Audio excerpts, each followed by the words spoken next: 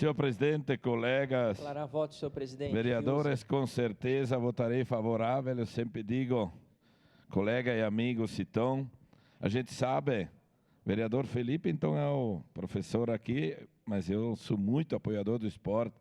Desde lá, esporte é saúde, enfim, Copa União.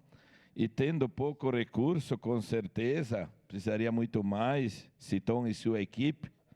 Nada melhor que adequar os gastos de acordo com aquilo que é a necessidade, a procura dentro da secretaria. Então, parabenizo sua pessoa, sua equipe, por fazer esse trabalho de acordo com a necessidade, que é valorizar mais o pouco que se tem. E aí, conseguindo, vereador Felipe, que muitos tenham acesso daquilo que é pouco, mas dá para fazer muito, tendo uma equipe comprometida, dentro da secretaria, um secretário, então, inexplicável, sempre era seu fã antes de ser político, quando lhe ouvia.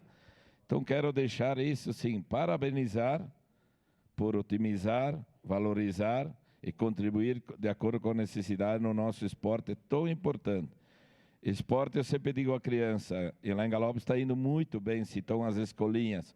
A criança estando ali não está no outro caminho, além de saúde e tudo mais que vem pela frente. Eu vi sábado pela manhã, cedo, passei em Galópolis, ainda molhado, ali é úmido, todos os pais chegando com as suas crianças. Então, realmente, vale a pena, como o senhor disse, valorizar aquilo que é feito, que toda a comunidade tenha esse objetivo. E agora, claro, com esse projeto do individualismo, muito mais com pouco vão poder usufruir o FIESPORT. Parabéns, sua pessoa e sua equipe da Secretaria de Esportes.